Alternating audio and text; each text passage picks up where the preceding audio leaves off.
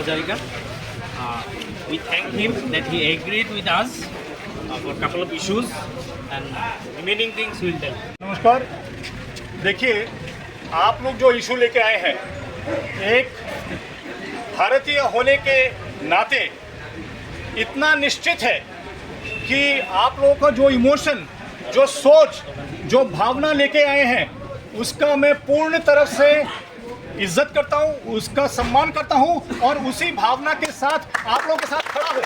भारत माता की भारत माता की जय श्री राम, जय श्री राम।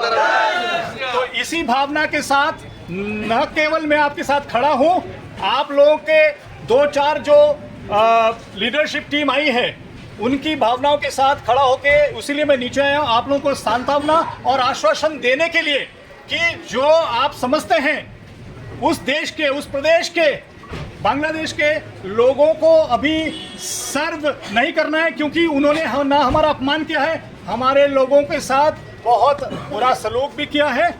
इसी भावना के साथ मैं आपको आश्वासन देता हूं कि हम उस देश के लोगों को कोई भी सर्विस नहीं दे रहे हैं और उनको सर्व नहीं कर रहे हैं।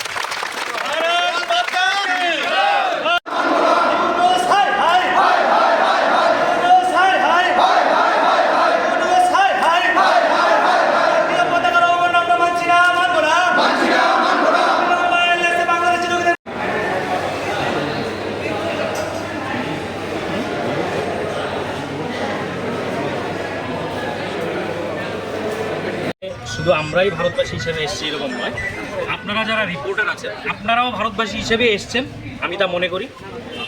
আপনারা জানেন বর্তমান যে অবস্থা বাংলাদেশে চলছে, বাংলাদেশ ইস্যু নিয়ে আমরা আরেকটা দেশ কেন কথা বলছি তারও একটা ভিত্তি রয়েছে। আমাদের যারা পূর্বপুরুষ, আমাদের 7 পুরুষের রক্ত এবং মাটি বাংলাদেশে রয়েছে, নিশ্চিহ্ন হয়ে ওখান থেকে আমরা এখানে এসেছি। যাই এখনের যা পরিস্থিতি চলছে সেই পরিস্থিতিতে আমরা বাংলাদেশ ইস্যু নিয়ে কোনো কথা বলছিলাম না, ওদের সরকার পরিবর্তন, ওদের দেশের ইস্যু। ওনারা আমাদের সনাতনী ভাইদের উপর আক্রমণ করছেন, বিভিন্ন ধরনের ঘটনা সবাই জানছেন এবং মিডিয়াতে প্রতিনিয়তই আসছে এই ধরনের ঘটনা। তারপর একটা রিসেন্ট যে ইস্যু আমাদের চোখে পড়ছে এবং আমাদের মনে ব্যথিত করেছে এই ধরনের একটা ঘটনা, আমাদের যে জাতীয় পতাকা, সেই পতাকার উপরে ওরা রোজ পথ চলা করছে, ওদের ছোট ছোট শিশু থেকে সবাইকে ট্রেন করা হচ্ছে এবং অ্যাগ্রেসিভ মৌলবাদী যেই সংগঠনগুলো, ওদের যে বক্তব্য যা ইউটিউবে ফেসবুকে আমরা দেখতে পাচ্ছি, আমরা এর ধিক্কার জানাই। এবং যে পতাকার অবমাননা ওই দেশে হচ্ছে, প্রত্যেকটা ভারতবাসীর বুকে একটা আঘাত চিরছে। তারই প্রতিবাদে আমাদের আগরতলা আইএলএসে বাংলাদেশে প্রচুর পেশেন্ট, আমরা কোনো জাতি, কোনো ধর্ম, বর্ণ এইসবের বিরুদ্ধে নই, কিন্তু ওই দেশে যেই ধরনের ঘটনা ঘটছে তার প্রতিবাদেই আমরা এখানে এসেছি। আমরা কর্তৃপক্ষের সঙ্গে এখনই আপনারা দেখেছেন কথাবার্তা বলেছি, ওনারা এগ্রি হয়েছেন। ওনাদের এইখানের যে হেল্প ডেস্ক রয়েছে, বাংলাদেশের হেল্প ডেস্ক আজ থেকে খোলা হয়েছে, আমাদের সামনে এইগুলো শেষ হয়েছে এবং তারা আশ্বস্ত করেছেন আমাদের প্রত্যেককেই যে ওনারা আগামী দিনে আর বাংলাদেশের পেশেন্টকে যতদিন না এই পরিস্থিতি বা বাংলাদেশ আমাদের কাছে মাপ চাইছে বা কোন ধরনের সুরাহার হচ্ছে, ওনারা এইখানে বাংলাদেশের কোনো পেশেন্টকে আর কোনো পরিষেবা দেবেন না।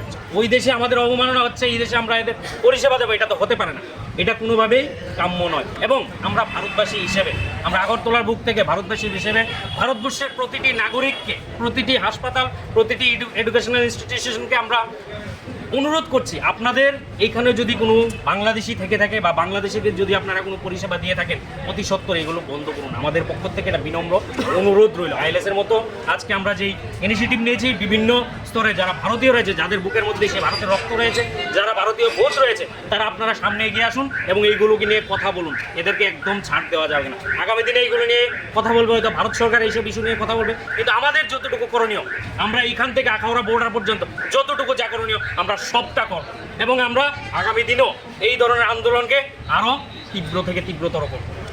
আচ্ছা দাদা, এই যে